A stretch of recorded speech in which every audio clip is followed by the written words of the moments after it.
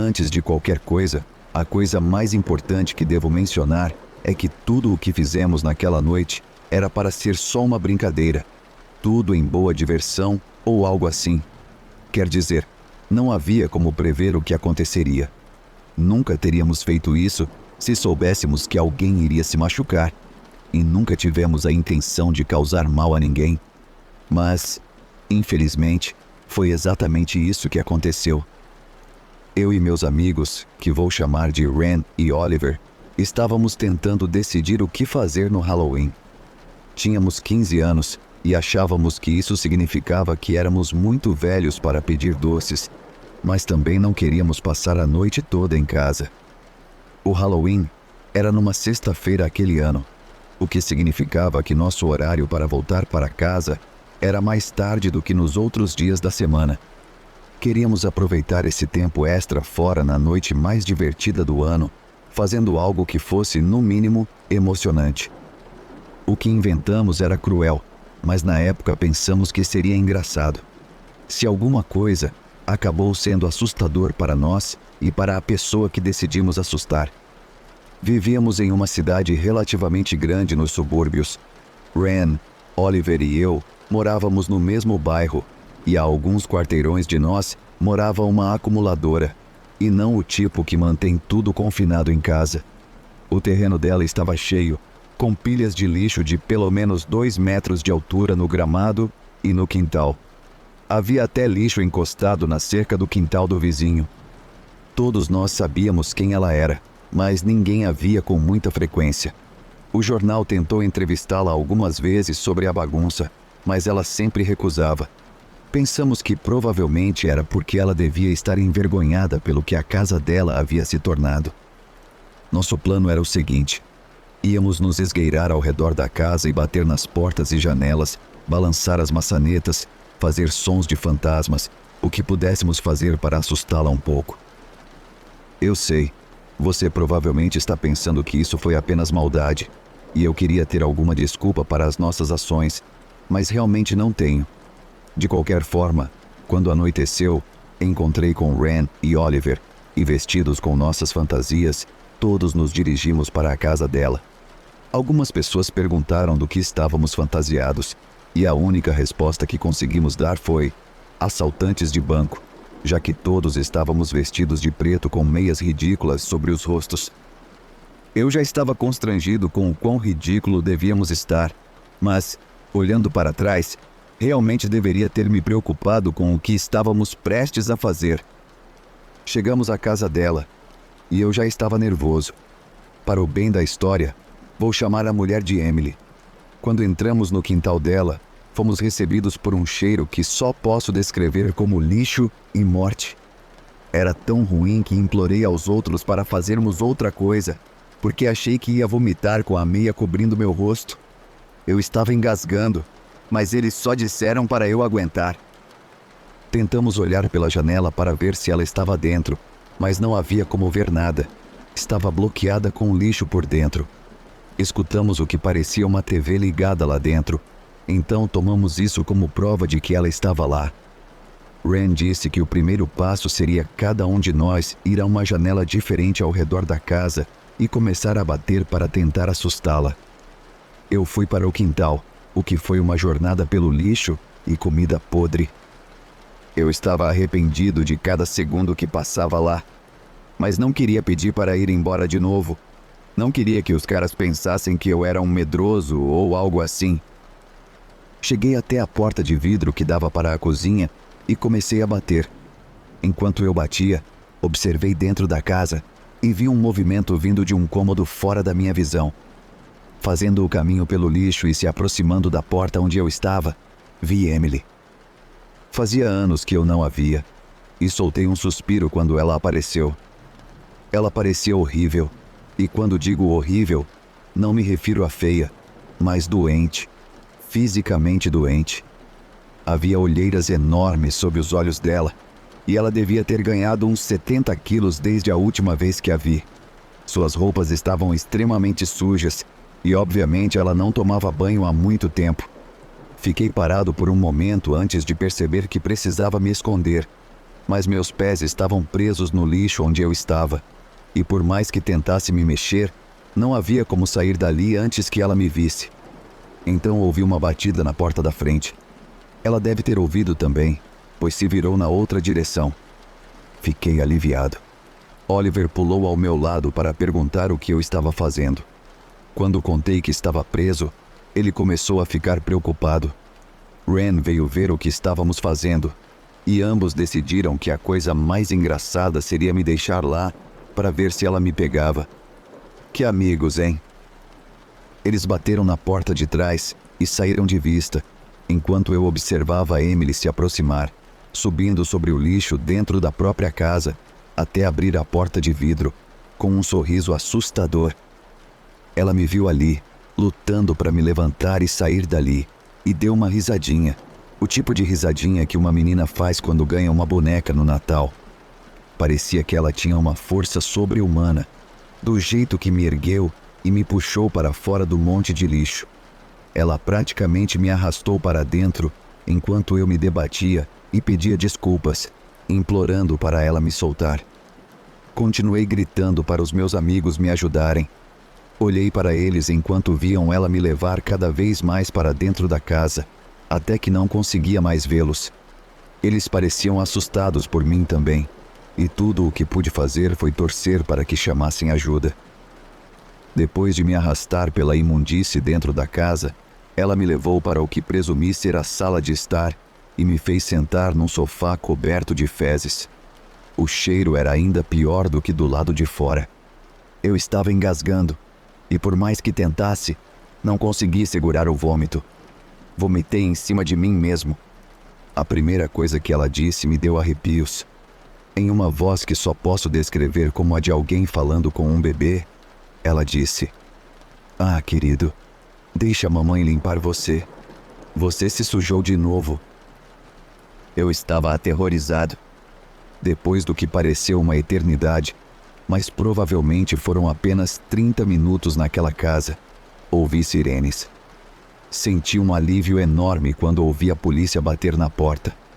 Emily atendeu, e quando perguntaram se eu estava lá dentro, ela disse que a única pessoa com ela era seu bebê.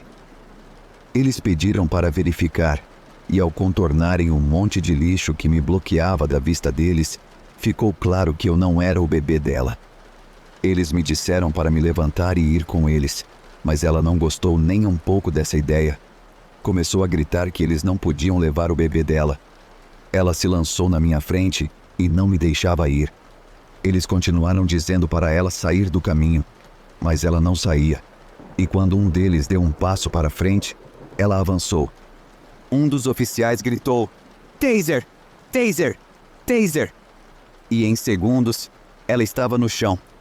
Bem, ela estava no lixo, mas para o propósito dessa história, vou dizer que era o chão. Eles a prenderam e me tiraram da casa para o hospital. Eu tive que tomar um banho lá, já que eu estava coberto com sabe-se lá quais bactérias e doenças que preenchiam aquela casa. Felizmente, eu não fiquei doente, e além do trauma mental, aquela noite acabou completamente bem. Emily foi levada para algum tipo de lar ou hospital psiquiátrico, ou algo assim, e a casa dela foi condenada e eventualmente demolida. Eu não ouvi muito sobre ela desde então, exceto que ela ainda está lá. Não posso evitar me sentir um pouco culpado pelo que aconteceu naquela noite. Se tivéssemos apenas deixado ela em paz, ela nunca teria sido colocada em uma posição onde seria atingida por um taser ou machucada de qualquer forma. Mas também não posso evitar sentir que ajudamos ela ao tirá-la daquela casa, e isso levou a ela a receber a ajuda mental que claramente precisava. É algo que está na minha mente constantemente. Definitivamente, foi o pior Halloween que já tive, e de longe, o mais assustador.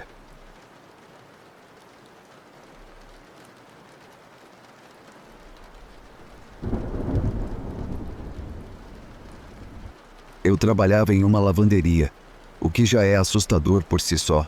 Fazemos o serviço de lavanderia aqui, e você não quer saber as coisas que já vi, as coisas que os clientes têm a audácia de trazer aqui. quando a única solução seria queimar o que eles trazem. Mais vezes do que você imagina, temos que dizer para as pessoas virem buscar suas roupas sujas, porque simplesmente não conseguimos lavá-las, ou não queremos. Eles sempre voltam e acabam lavando as coisas nas nossas máquinas de qualquer maneira, mas, ei, se eu não tenho que tocar nessas coisas, tudo bem. Agora, a história que vou contar ainda me deixa confusa até hoje. Era Halloween de 2007. Estávamos programados para fechar mais cedo, mas meu chefe acabou me pedindo para ficar até tarde, porque ele achava que ser a única lavanderia aberta na noite de Halloween parecia uma boa oportunidade de negócio. Acho que ele não teria pensado nisso se fosse ele quem tivesse que ficar lá.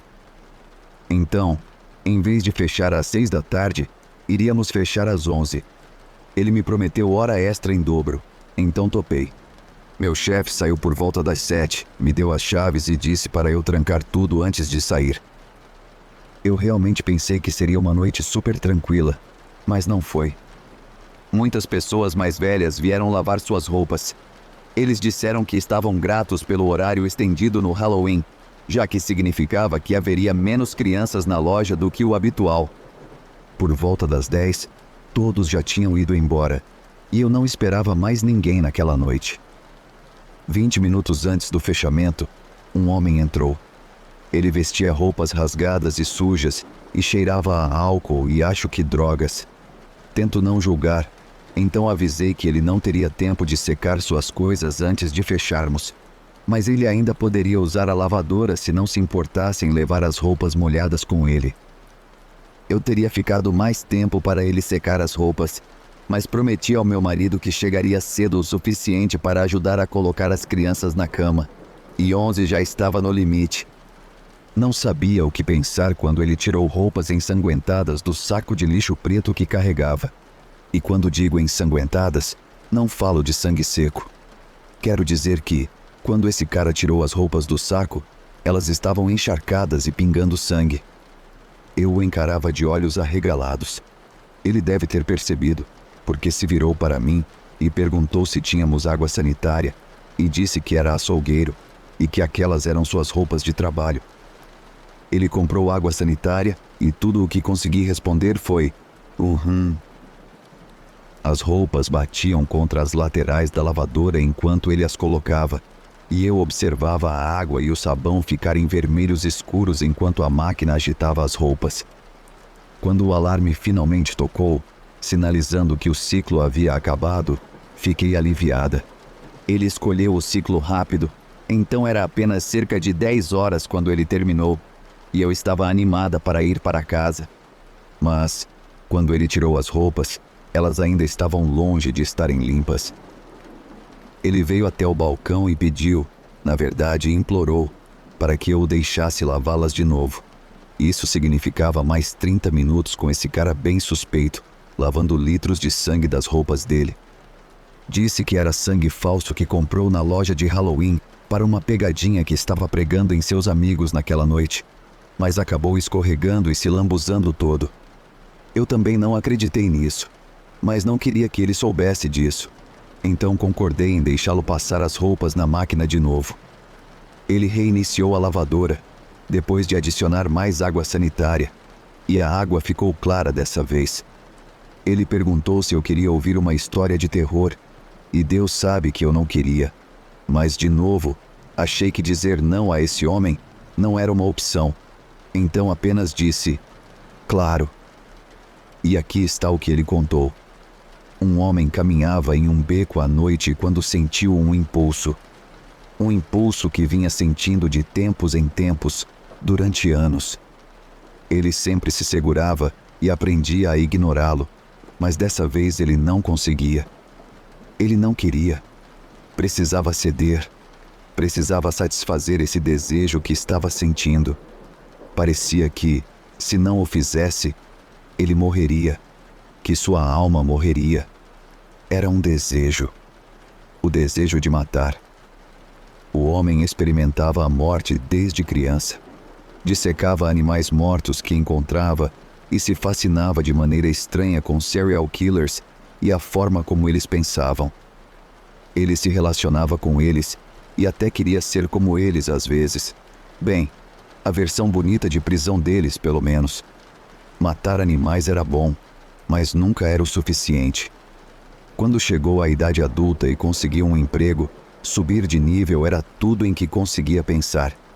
Ele se viu naquele beco, totalmente preparado para avançar para o próximo nível. Ele só não sabia exatamente como. Não tinha um plano ou sabia aonde ir, quem procurar. Só sabia que aquela era a noite. Ele caminhou pelo centro da cidade e viu uma mulher parada na esquina. Ela era, obviamente, uma garota de programa, e ele perguntou se podia comprar os serviços dela e se eles podiam ir para um beco, já que ele não tinha outro lugar para levá-la. Ela concordou, e eles caminharam juntos para a escuridão. Enquanto caminhava atrás dela, viu um velho cano de metal enferrujado no chão, ao lado de uma lixeira. Ele pegou e a acertou na nuca com o cano. Atingiu-a com tanta força que ela caiu no chão, completamente inconsciente. Sua cabeça começou a jorrar sangue, e ele nunca tinha visto tanto sangue sair de um corpo humano antes, e ficou fascinado com aquilo. Sentou-se ao lado dela e colocou as mãos no sangue, esfregando-o por todo o rosto e roupas. Ele a pegou e colocou a cabeça dela no colo, observando o sangue escorrer por seu corpo. A sensação que teve foi indescritível, algo que nem sabia explicar. Eu disse para ele parar de contar a história, pois estava me assustando e me deixando enojada, e felizmente ele parou. Antes que eu percebesse, o alarme da máquina soou de novo, e ele estava colocando suas roupas molhadas e rosadas no saco e saindo pela porta. Fiquei com um pouco de medo de sair depois dele, mas só queria ir para casa. Peguei minhas coisas, tranquei tudo e corri até o carro na noite. No dia seguinte, quando fui abrir a lavanderia de manhã, havia policiais me esperando, e eu instantaneamente soube o porquê. Não havia outra explicação. Quando me perguntaram se um homem tinha entrado com roupas ensanguentadas na noite anterior, contei tudo a eles. Perguntei como sabiam que ele tinha vindo, e eles disseram que conseguiram segui-lo pelas câmeras de segurança e câmeras de rua, e o viram entrar na lavanderia pela câmera do outro lado da rua. Acontece que a história que ele contou era verdade, e claro, era sobre ele. Felizmente, a mulher que ele obviamente tentou matar sobreviveu por pouco, depois que alguém a encontrou caída não muito tempo depois de ela ter sido golpeada. Ela perdeu muito sangue na região da cabeça e estava em suporte vital, mas era esperado que se recuperasse com o tempo. Eles ainda não encontraram o homem. Terrivelmente, ele ainda está à solta. E graças a Deus, eu não o vi desde então. Não houve outros casos parecidos. Logo não sei se ele tentou algo de novo. Fico de olho nas notícias e rezo para que ele nunca tente machucar ninguém de novo, mesmo que, pelo que ele disse, eu saiba que provavelmente vai. Tenho medo por qualquer um que precise enfrentar esse homem maligno. Não sei o que faria se o visse novamente. Mas sei de uma coisa. Nunca jamais vou trabalhar até tarde em uma noite de Halloween em uma lavanderia outra vez.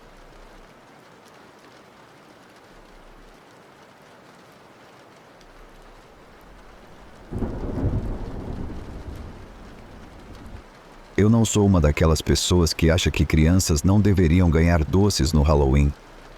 Crescendo, eu até odiava as pessoas que entregavam maçãs e pretzels. Era sempre uma decepção. Mas um ano, eu estava trabalhando tanto que esqueci de comprar doces até literalmente o dia. E quando fui à loja, não havia mais nada. A única coisa que sobrou foram uns pretzels idiotas em forma de fantasma e teia de aranha. Mentalmente, gritei comigo mesma, mas não tive outra escolha senão pegar aquilo e entregar na noite em que as crianças iriam bater à porta. Durante toda a noite, cada vez que eu entregava os pretzels, eu me desculpava com as crianças e prometia que no próximo ano teria barras de chocolate de tamanho grande. Ninguém parecia chateado com os pretzels e algumas crianças até me disseram que ficaram felizes de ganhar, mas acho que estavam só sendo educadas. Estava tudo bem até por volta das 10, quando abri a porta para um grupo de adolescentes que ficaram visivelmente insatisfeitos com o que eu tinha para oferecer. Fiquei surpresa por eles terem a audácia de reclamar e me chamarem de perdedora gorda por dar pretzels em vez de doces. Um deles até exigiu que eu desse dinheiro para compensar o Halloween estragado e por não ter dado doces de verdade. Depois do quinto insulto, simplesmente fechei a porta. Ouvi um deles chutá-la enquanto saíam, e um deles gritou: "Você vai se arrepender disso." Eram só crianças estúpidas, então eu não achava que realmente fariam algo por conta dos pretzels. Apaguei as luzes da varanda para sinalizar que tinha acabado de entregar coisas naquela noite, e fui sentar no sofá para assistir filmes de terror com pipoca.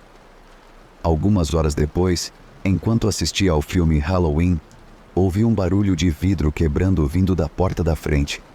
Fui ver o que era e encontrei uma pedra com um bilhete amarrado que dizia: "Você se arrepende agora?" Acredite ou não, eu ri um pouco porque parecia bobo e coloquei a pedra e o bilhete no balcão da cozinha. Fui buscar uma lona para cobrir a janela quebrada, pois estava prevista uma pequena tempestade para o dia seguinte. Obviamente fiquei furiosa. Quando voltei com a lona, ouvi outro som de vidro quebrando, dessa vez vindo do quarto do outro lado da casa. Novamente, havia uma pedra com outro bilhete que dizia: "Sua porca gorda, nós vamos te matar." Dessa vez, senti meu estômago afundar e não houve risada. Aquilo não era mais divertido. Peguei o telefone e liguei para a polícia, que me disse que estava muito ocupada naquela noite e que poderia demorar até que alguém viesse. Me disseram para ligar de novo se a situação piorasse, mas que, enquanto ninguém estivesse me machucando, não poderiam dar prioridade sobre outros chamados. Cobri as janelas com lonas e tentei continuar o filme, mas não conseguia me concentrar. Ficava pensando no bilhete e no fato de que estava completamente vulnerável com as janelas quebradas daquele jeito. Logo depois, ouvi o alarme do meu carro disparar. Não ousei abrir a porta para sair e ver o que era. Subi e olhei pela janela do quarto. O para-brisa estava totalmente estilhaçado e o carro todo estava danificado. Tudo o que conseguia pensar era que essas crianças deviam estar insanas para fazer isso por causa de pretzels idiotas. De repente, pedras e tijolos começaram a ser jogados em todas as janelas da casa. Uma passou raspando pela minha cabeça enquanto eu olhava pela janela. O som de vidros quebrando era ensurdecedor e eu gritava enquanto o pânico tomava conta. Assustada pela minha vida, liguei para a polícia novamente e pedi que viessem imediatamente. Vi os vizinhos saírem para ver o que estava acontecendo e gritei para que chamassem a polícia e voltassem para dentro. Corri para descer as escadas para buscar refúgio na casa de algum vizinho, mas isso nunca aconteceu. No final das escadas estava o mesmo grupo de adolescentes de antes, agora com bastões e cordas. Corri de volta para o meu quarto e tranquei a porta, mas isso não os deteve. Eles arrombaram a porta como se fosse nada e correram na minha direção, gritando como se estivessem em uma batalha. Eles me agrediram, gritando insultos e rindo.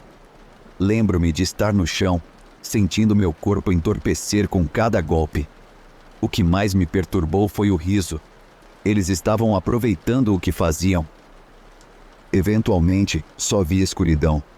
A polícia chegou algum tempo depois e me encontrou encolhida no chão do quarto, machucada e ensanguentada. Chamaram uma ambulância, que me levou ao hospital, onde passei a noite com 8 costelas quebradas, uma clavícula fraturada, ligamentos rompidos, várias lacerações, uma órbita ocular e o crânio fraturados. Os médicos disseram que, com a surra que levei, tive sorte de não ter lesões internas graves ou danos cerebrais. Passei alguns meses no hospital e tive que me mudar para a casa da minha mãe para me recuperar.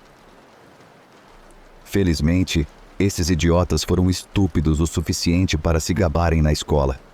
Contaram para a pessoa errada, que acabou indo à polícia.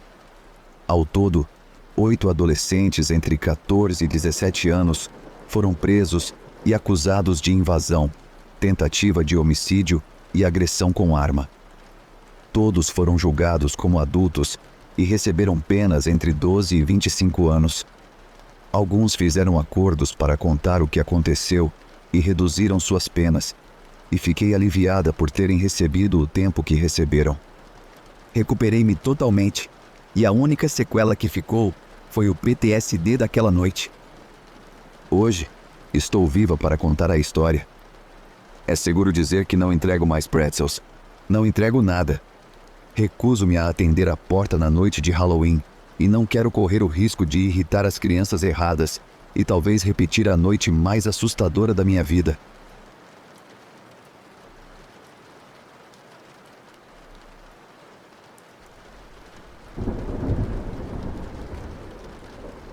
Noite de Halloween, 2013. Eu tinha 13 anos e tinha acabado de passar uma noite incrível com amigos pedindo doces ou travessuras.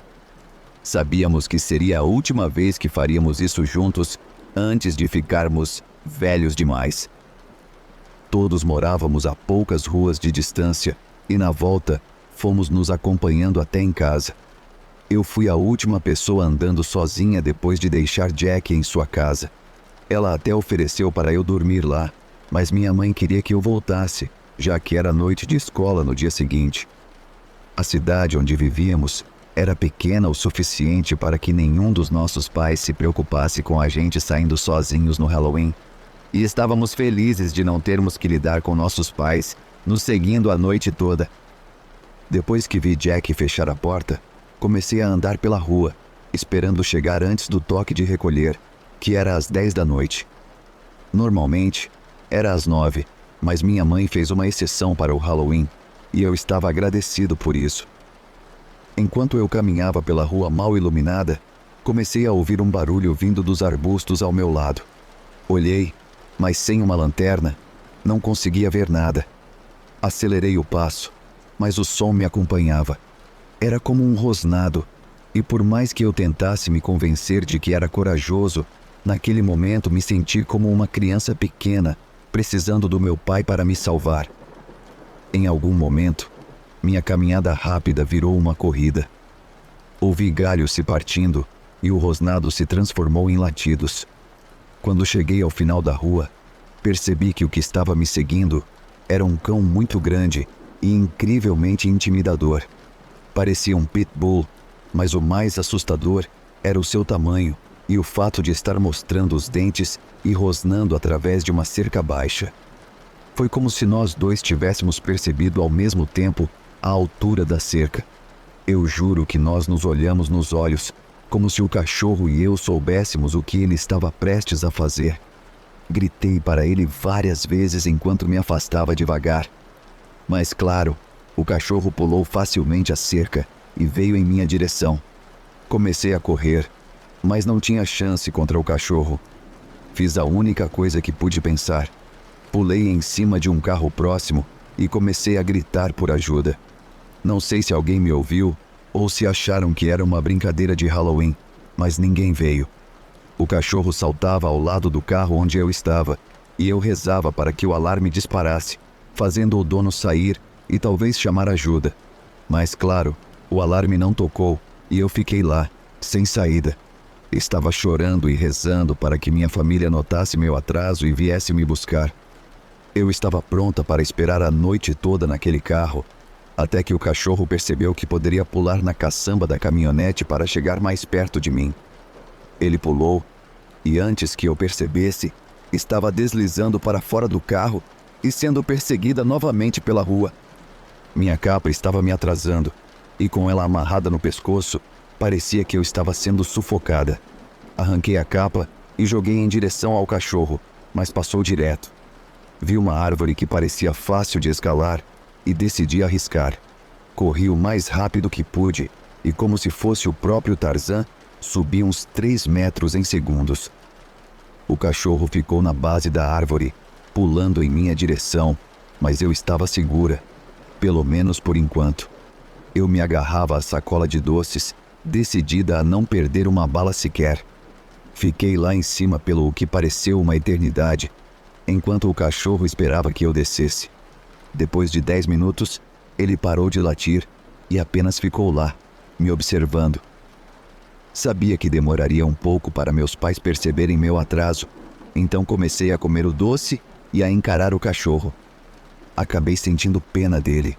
Sabia que meus pais fariam um escândalo e exigiriam que algo fosse feito em relação ao cachorro, e eu realmente não queria que isso acontecesse.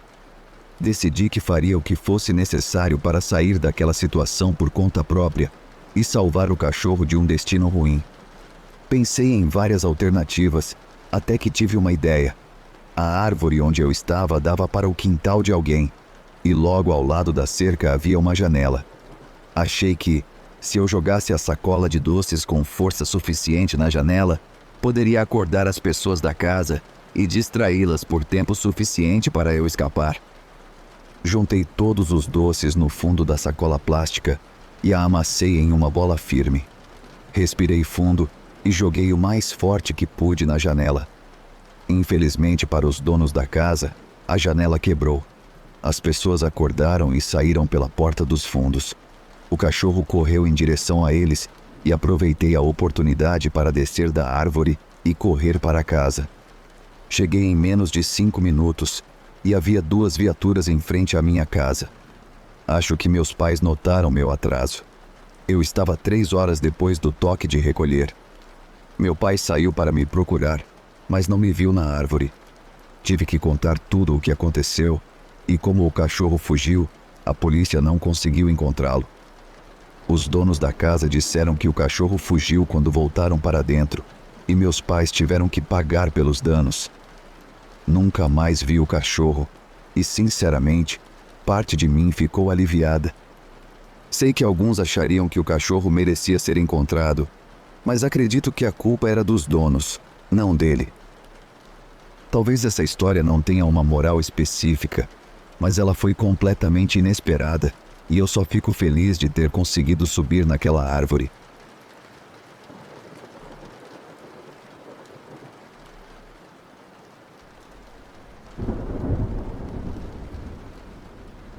O Halloween não é, de fato, minha noite favorita do ano. Muito pelo contrário. Mas eu suporto todas as decorações na minha casa e filmes de terror durante todo o mês de outubro, porque minha esposa, Laura, adora o feriado e eu faria qualquer coisa para fazê-la feliz. Todos os anos, distribuímos doces para as crianças da vizinhança e nos vestimos com fantasias de casal engraçadas. É divertido para ela. E eu estaria mentindo se dissesse que não gosto nem um pouco. O bairro em que moramos é extremamente agradável. Minha esposa e eu somos ambos advogados e nos saímos muito bem. Então, quando chegou a hora de comprar uma casa juntos, nos certificamos de conseguir exatamente o que queríamos.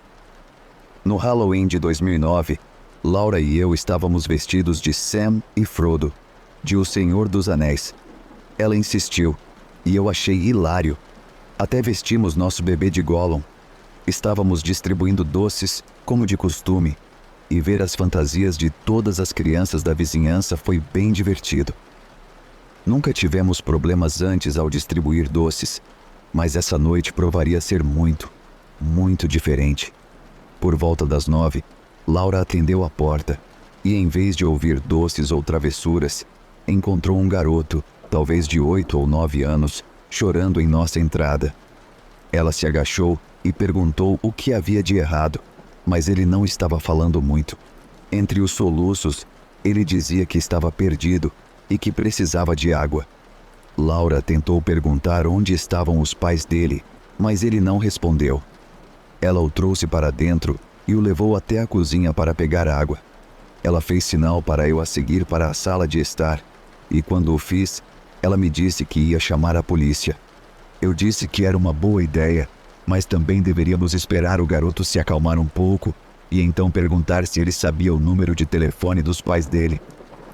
Depois da nossa conversa, Laura e eu voltamos à cozinha e o garoto não estava mais sentado no balcão. Ele estava em pé na porta dos fundos. Ambos não pensamos muito nisso. Talvez ele apenas quisesse olhar para fora.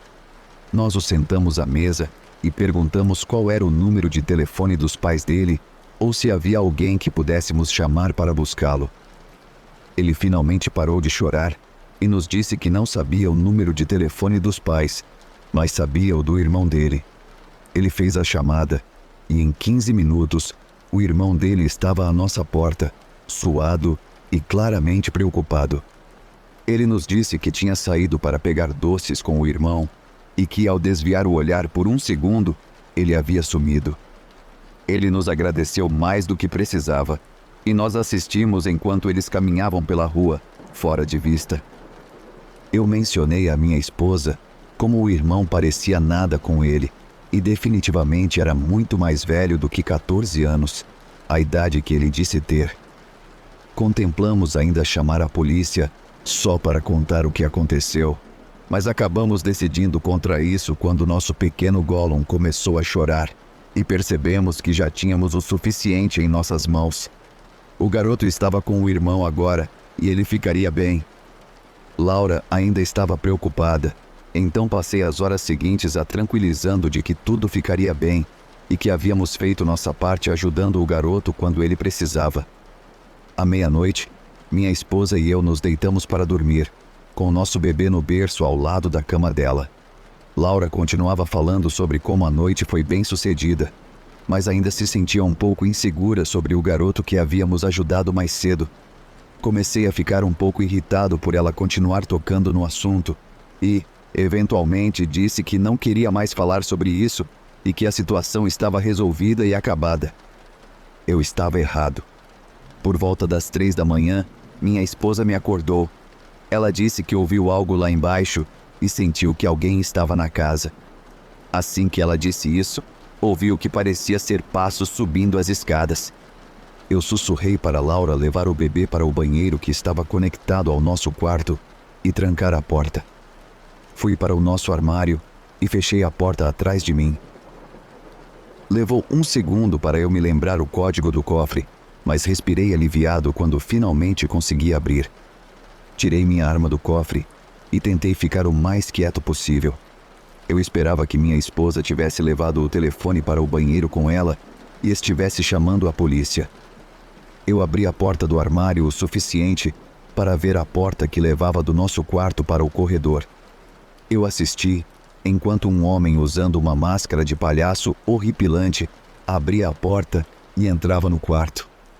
Ele caminhou em direção ao banheiro e tentou a maçaneta, e isso foi tudo que eu precisava ver.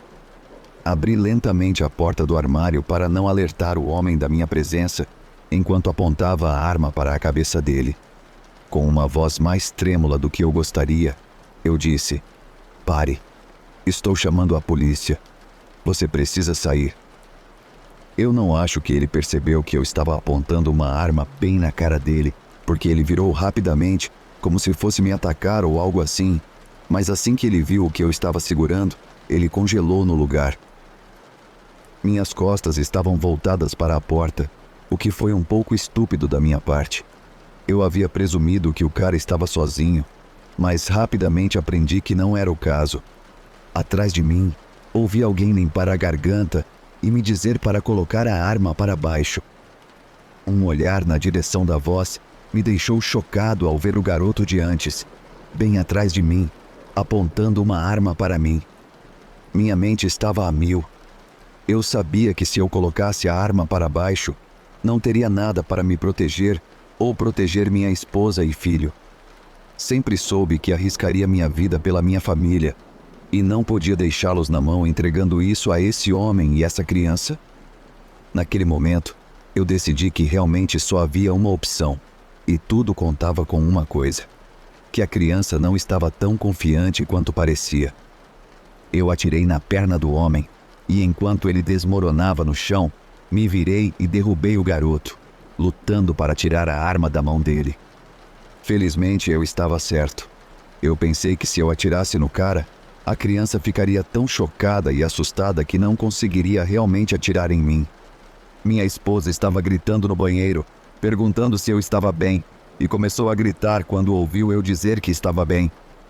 A polícia chegou apenas 5 minutos depois, já que minha esposa estava no telefone com eles desde o momento em que entrou no banheiro. Acontece que o garoto que deixamos entrar em nossa casa naquela noite destrancou nossa porta dos fundos para que seu pai pudesse entrar depois para roubar o lugar. Eu também estava certo quando disse que o irmão parecia muito mais velho. Na verdade, era seu pai que o havia enviado para nossa casa para facilitar o acesso a ele mais tarde na noite. O pai foi acusado de invasão de domicílio e acabou pegando 18 anos de prisão. E graças a Deus, ele ainda está lá dentro agora. O garoto, filho dele, foi colocado sob os cuidados da mãe, que estava tentando obter a custódia total dele devido ao histórico criminal do pai e à incapacidade de cuidar dele adequadamente. Laura e eu nos mudamos daquela casa um mês depois e fomos morar com os pais dela por um tempo, antes de encontrar outra casa. Simplesmente não nos sentíamos seguros naquela casa depois disso. Nosso filho tem 13 anos agora e, felizmente, era muito pequeno para se lembrar do que aconteceu naquela noite. Laura e eu ainda lembramos, no entanto, e garantimos trancar todas as portas e janelas todas as noites antes de ir dormir.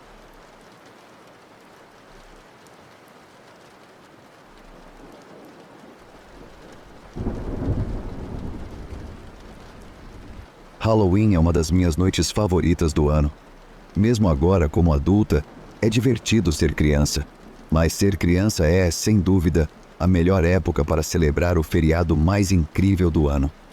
Eu tento não pensar na noite que estou prestes a escrever, mas meu terapeuta me disse que colocar as palavras no papel e talvez até compartilhá-las com as pessoas pode me ajudar a seguir em frente. Então aqui estou eu, tentando ao máximo seguir em frente de uma noite que me causou pesadelos sem fim e paranoia. Espero que alguns de vocês consigam entender por que fui deixada tão traumatizada. Eu tinha 16 anos. Para referência, sou uma mulher muito pequena, com 1,57, e estive na mesma altura desde os 15 anos, e desejo todos os dias que pudesse crescer alguns centímetros. Nesse Halloween, meus amigos decidiram que já estávamos velhos demais para pedir doces, o que foi decepcionante para mim ouvir. Enquanto tentávamos descobrir o que fazer, minha amiga Jennifer sugeriu que passássemos o tempo com seu namorado e os amigos dele. Eles estavam planejando andar por aí assustando crianças e fazendo outras besteiras das quais eu realmente não queria participar, mas me disseram que eu tinha que ir. Caso contrário, um dos caras não teria uma garota para ficar junto e eu seria egoísta se faltasse. Então, eu concordei. Todos nós ainda estaríamos fantasiados. Nesse ano, eu escolhi ser a Buffy, de Buffy, a caça-vampiros. Principalmente porque isso significava que eu poderia vestir uma roupa fofa para não ficar desconfortável a noite toda, como eu sabia que Jennifer ficaria em sua fantasia sexy de coelhinha. Quero dizer, éramos adolescentes, ninguém deveria ter vendido essa fantasia para ela. Enfim, eu encontrei minha amiga e os caras e partimos para nossa caminhada pela cidade. Admito que estava incrivelmente chato. Notei ao longo dos anos que menos e menos crianças saíam para pedir doces no Halloween. Então, o plano que os caras tinham de assustar as crianças, eu acho, não parecia que ia dar certo. Eu fiquei aliviada, considerando que não queria causar trauma mental nas crianças em uma noite em que tudo o que elas queriam era se divertir, assim como eu. Chegamos à casa de um cara mais velho que, aparentemente, o namorado da Jennifer não gostava muito. Ele disse que ia simplesmente tocar a campainha e sair correndo, mas claro que isso não acabou acontecendo. Ele pegou uma pedra e a jogou pela janela do homem. Ele nos mandou correr e, enquanto estávamos nos afastando da casa, eu olhei para trás e notei uma figura na janela da frente que acabara de ser quebrada. Era alguém vestindo uma fantasia de Michael Myers do filme Halloween. Assustador, né? Mas era Halloween, então eu apenas imaginei que era uma coincidência. Quando chegamos ao final da rua, desaceleramos e respirei fundo antes de gritar com o namorado da Jen pelo truque que ele acabara de fazer. Então ele mencionou que também viu o Michael Myers na janela e que o cara que morava lá devia ser realmente meio maluco, já que ele claramente estava só vestido assim em casa quando não havia crianças pedindo doces. Todos riram sobre isso, mas eu juro que, Quando olhei de volta para a casa, vi ele parado no gramado, imóvel, nos encarando.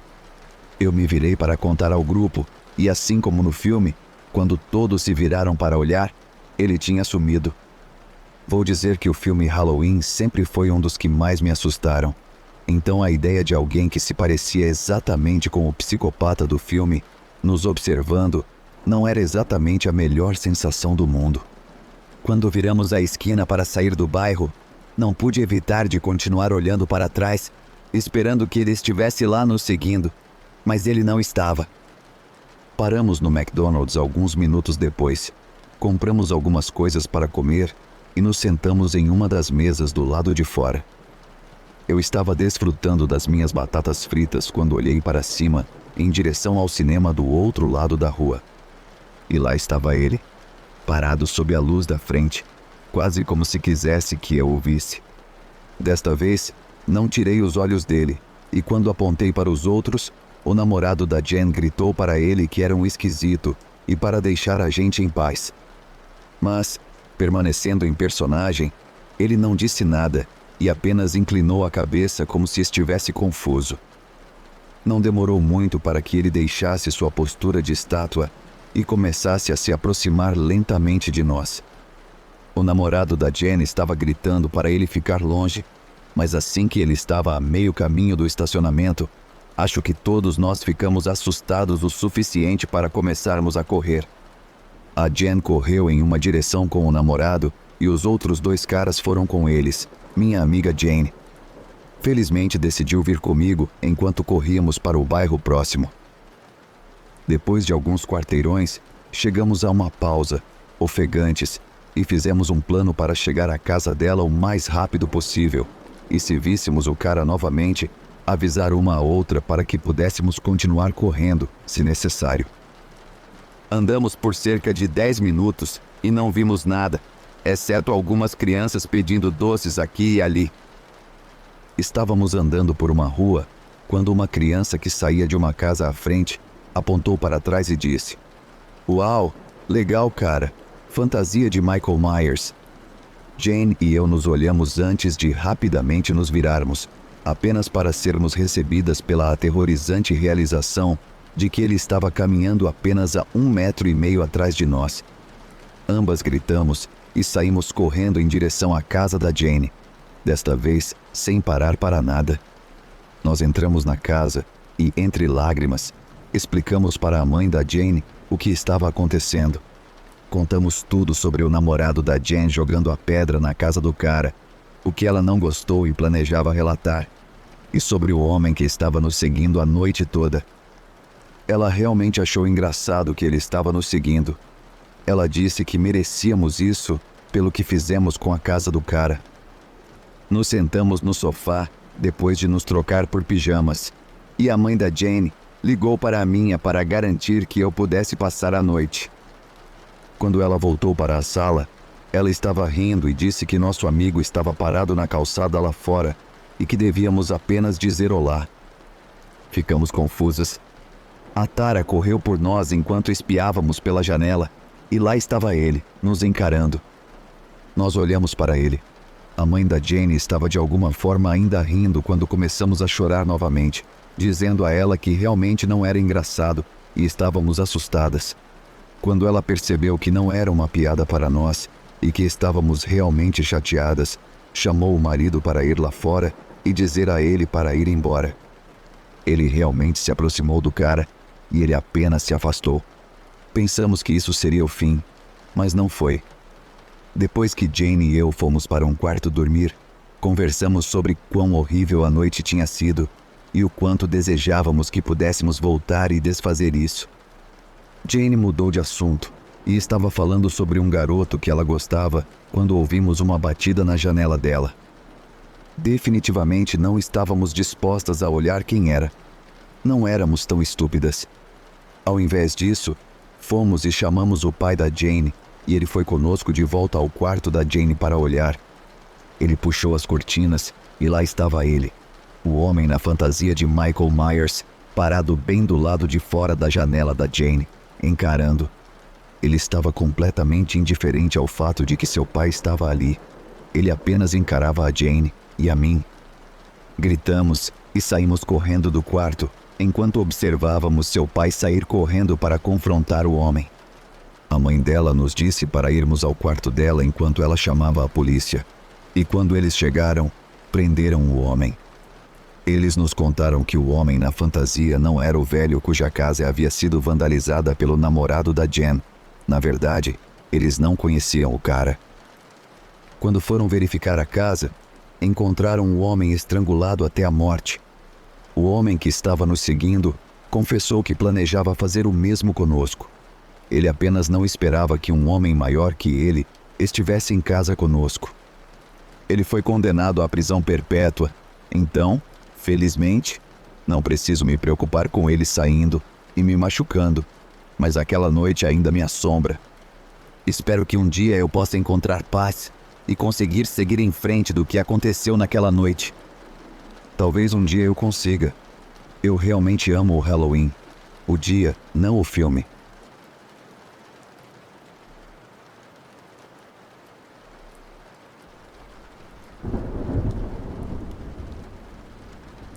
A noite de Halloween em um barco não parece a melhor maneira de passar a noite, mas meu namorado queria ir e eu sou péssima em dizer não para ele.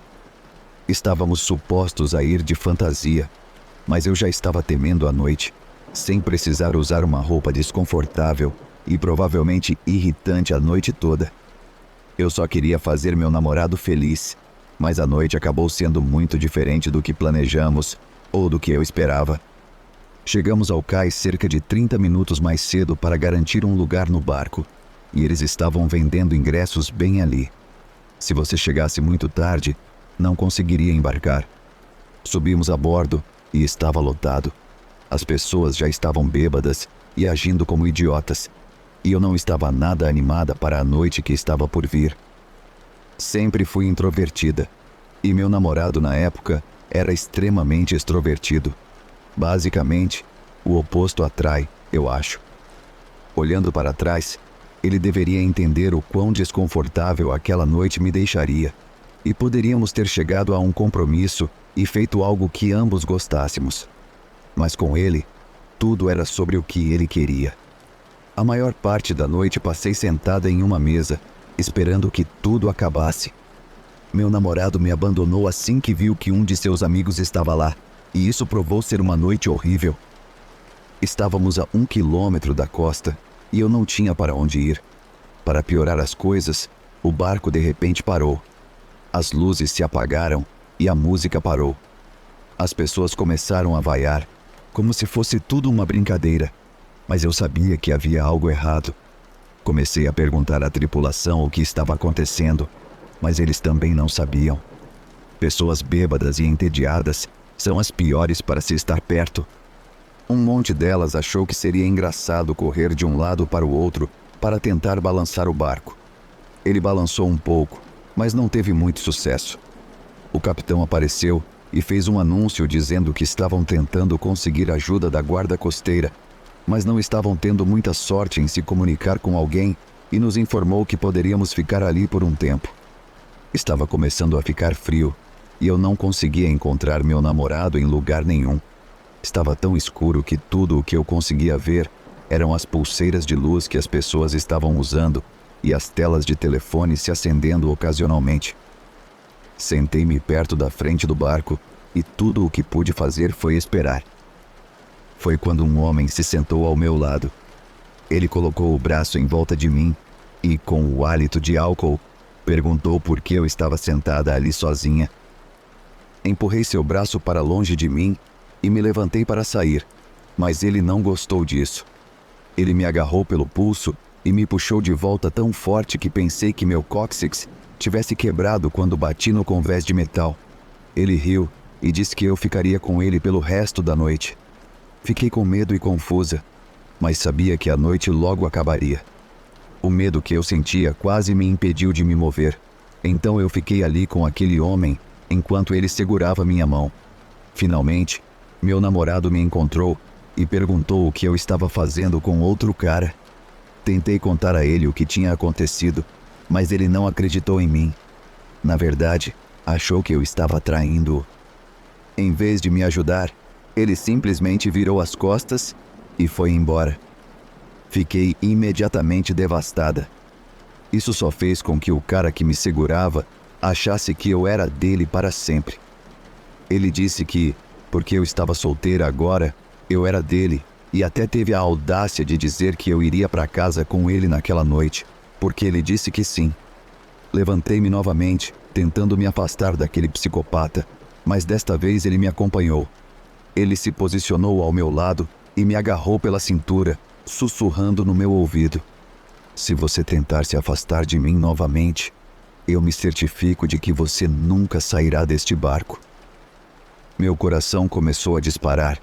Sabia que estava em uma situação da qual não deveria fazer parte. Devia haver um jeito de me livrar daquele homem. Estávamos caminhando pela multidão quando decidi dar um golpe e correr. O empurrei para longe de mim e corri através do mar de pessoas à minha frente, com os olhos arregalados, para não esbarrar em nada que pudesse me atrasar. Encontrei o banheiro feminino e, quando entrei, chorando, a outra mulher dentro perguntou o que havia de errado. Eu lhe contei sobre o cara que me seguia, e quando ele entrou pela porta à minha procura, nenhuma das mulheres que estavam me confortando hesitou em pular em cima dele, derrubando-o no chão. Estava tão escuro que não consegui ver exatamente o que estava acontecendo, mas seus gemidos e gritos deixavam claro que o que quer que elas estivessem fazendo não estava sendo agradável.